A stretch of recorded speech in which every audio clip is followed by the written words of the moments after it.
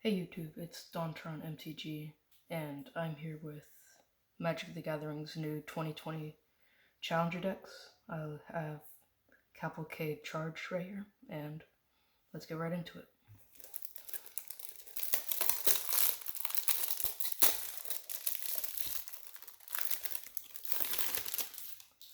So like the other 2020 Challenger, the other Challenger decks, you can have a little sleeve for this.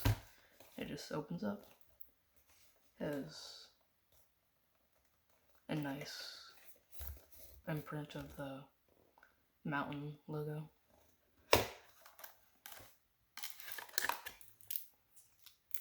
We've got the side deck right here.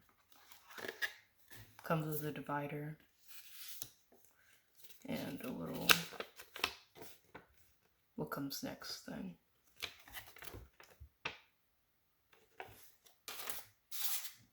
We'll open up the side deck later.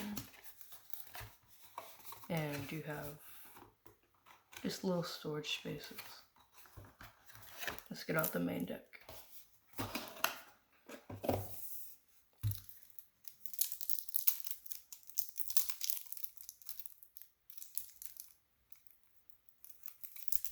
Forgot that has this little tab right here.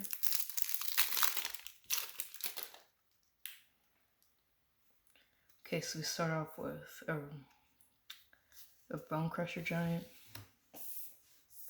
Fervent Champion, 4 of these Fervent Champions, and then we have the rest of the Bone Crusher Giants.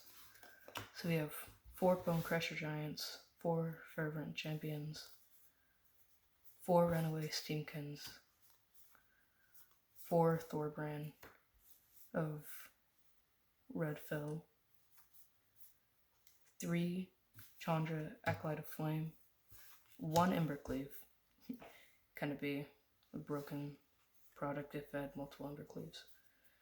3 Castle Embers to pump up your creatures, 4 Rimrock Knights, 4 Scorch Spitters. This sorts them on top.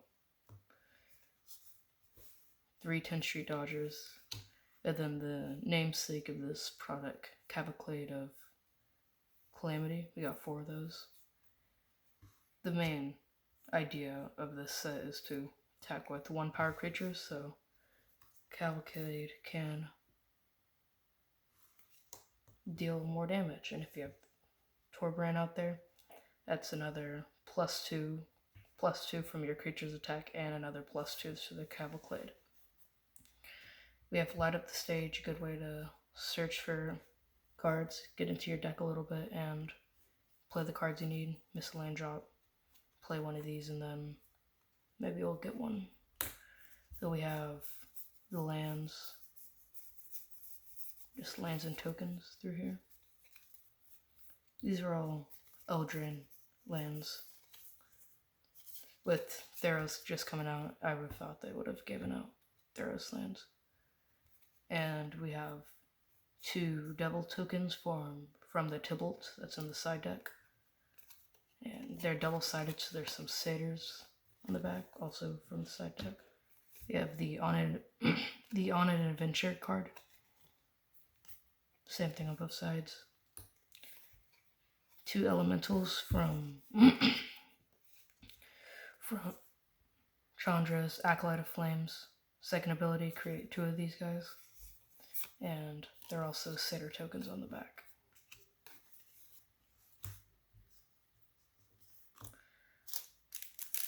So let's open up the sideboard right now.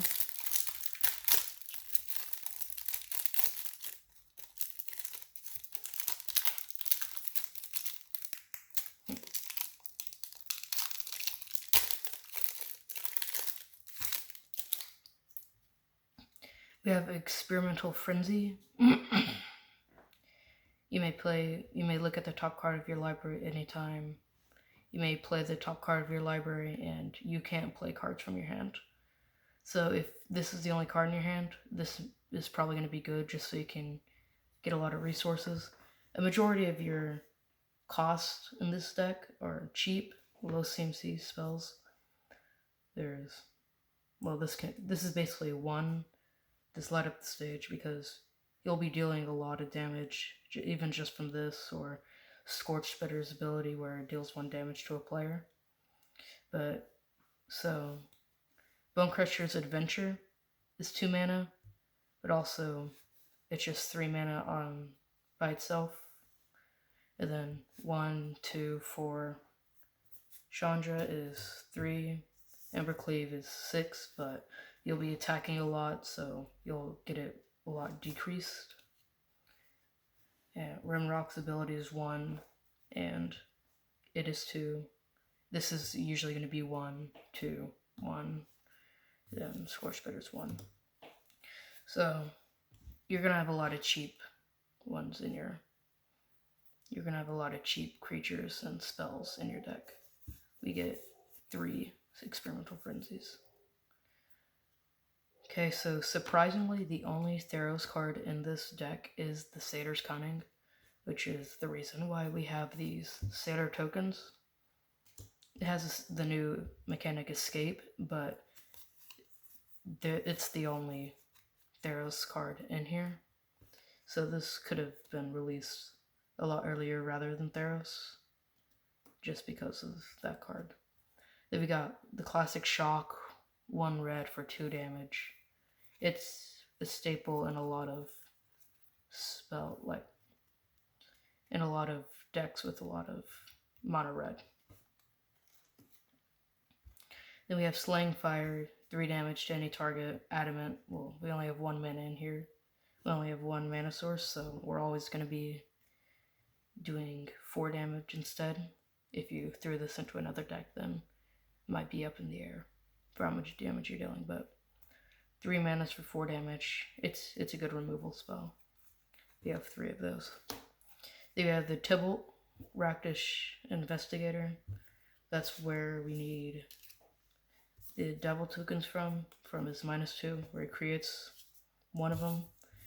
Unless, in this deck, there's no way to add loyalty counters to him. So you're always just going to be able to make 2. But I guess you can make 4 if you brought this amount. After 2 turns, use both his abilities, and then summon this one out. So you can have 2. It's not likely, but I guess in a way you could. He also stops your opponents from gaining life, which is good against mono white life gain. So overall, I like this deck. Has a lot of good cards. Well, I picked it up, I guess. Light Up Stage, searches, gets into your deck. Scorch Spitter, it's the 1 power for Cavalcade, and it deals 1 damage to target player or planeswalker it's attacking. So if you get this out turn 1, turn 2 Cavalcade, then you attack with this. That's 1 damage from the Cavalcade, 1 damage from this. That's 2 damage. And if your opponent doesn't have blockers, then that's already 3 damage that you've dealt to them.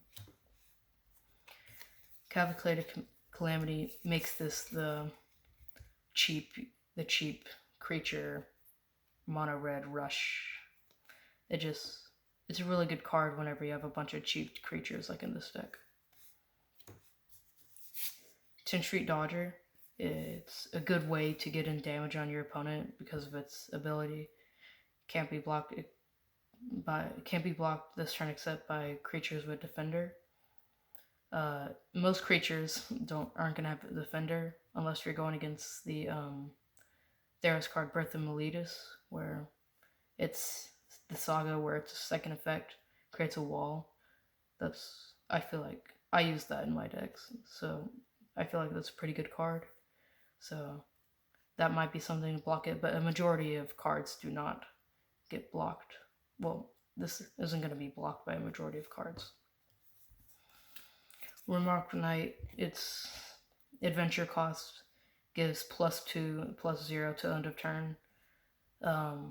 This can be really good, getting some surprise damage on your opponent, or if you attach it to a Fervent Champion, then it has first strike, so maybe you'll be able to make it out of that trade alive with you winning the battle. We have Castle Embereth, which So there's two types of land cycles in Eldraine, the castles, and then there was also 5 different other types of ones where they needed 3 of their land type to enter untapped, and then they had an ability if it did enter untapped. This one only needs 1 mountain, which is a lot more consistent, and you're gonna play this as your usual land drop. So say if you have this and a mountain in your hand, play the mountain, then next turn you can play one of these, and you'll already have a consistent mountain because it will enter untapped and you can tap it for mana. And later in the game, you'll have the 1 colorless and 2 red ability where it gives your creatures +1/+0. So yeah, it's a good land. Then we have Embercleave, one of my favorite cards, I think. Flash, this spell costs 1 colorless less to cast for each attacking creature you control, and it enters the battlefield attached. So the equipped creature has double strike, trample, and a +1/+1 counter. So say you're attacking with a bunch of all your small creatures, and then you just flash in an Embercleave and then swing for game. Say you have it on a, I don't know, Bonecrusher Giant. So that's 5 from first strike and then 5 from the normal damage. And it has trample, so even if it does get blocked, it's still going to be dealing a whole lot of damage. So very good card in my opinion. Chandra, Acolyte of Flames. You're never going to use her her +0 ability, because what you're always going to use her for is her second one, where she creates 2 elemental tokens, because they have 1 power, which triggers Cavalcade's effect. It's a good way to get in with a lot of damage. I guess it also does have some instant or sorcery recursion. Well, you use it again, but it will be exiled. So let's go to Torbran. A great card in this deck. If a red source you control would deal damage to an opponent or a permanent that opponent controls, it deals that much damage +2. So all these tiny creatures you get in, if you get in and they don't have any blockers, that's another 2 damage for each one. And it's any red source, so that means that if, for example, I'll get him out again, Scorch Spitter, his 1 damage that he does whenever he attacks a player, that's another +2, so he'll just do 3 damage just for attacking. And then if you have Cavalcade out, that's another +2 for each 1 power creature you attack with. So very good card. Almost a must play in every mono red deck, just because you're going to be dealing so much more damage. Then you have Runaway Steamkin. If you cast a red spell, it has fewer than 3 +1/+1 counters. You put a +1/+1 counter on it. So with this deck, so many cheap spells, you're just going to boom, boom, boom, being placing +1/+1/+1 counters on it. And then you can remove 3 +1/+1 counters on it and add 3 mana. So you can just keep pumping out creatures and spells because he gives out mana for playing. Just because you're playing red spells, he gets mana for you for doing that, so you can cast more red spells. And with this card, you can get out at Embercleave so much earlier than you'd usually be able to. Because say you get this out, I don't know, turn 3 or 4, and you're just pumping out these cheap red spells, then you're already going to have 3 mana for it. And if you attack with another 3 creatures, or 2 creatures, and then you remove these, then you can have Embercleave right there. So then we have Fervent Champion. First strike haste. When it attacks, you target another knight you control gets +1/+1, or +1/+0 till the end of turn. And equip abilities you activate that target this card costs 3 less to cast. So that Embercleave, it'll also cost 3 less to cast. Well, if the creature with Embercleave is destroyed, Embercleave goes down as an artifact with an equip cost. And if you play this card down, then Embercleave's equip cost is 3 mana. So you will be able to, let me get it out. Where did I put that card? So its equip cost is 3 colorless. So if it's not equipped to anything, then you can basically equip it to Fervent Champion for free, which is really good. And also, if you have Rimrock Knight out as a creature and he attacks, it has to be another knight. So if you had multiple Fervent Champions, then you could target their ability with each other. But you could also target a Rimrock Knight with it, so it becomes a 4/1. So there's a little bit of knight synergy, but just those 2 cards. And finally, Bone Crusher Giant. It's a really good card, 2 mana, 2 damage. Damage can't be prevented this turn. So, this damage can't be prevented this turn. It doesn't come up as often. It definitely can come up, but not as often as the 2 damage. And then you can just summon it for 3 mana as a 4/3. And has the ability, whenever it becomes the target of a spell, it deals 2 damage to that spell's controller. So if you do try to equip a Embercleave to it, you'll deal 2 damage to yourself. Or if they target this with spells to try to remove it, they'll also be dealt 2 damage. Yeah, that's the Cavalcade Charge Challenger deck, and I think it's really good, and I'm probably going to bring it to my LGS just one day just to try playing it out against other decks. Okay, have a good day. Bye.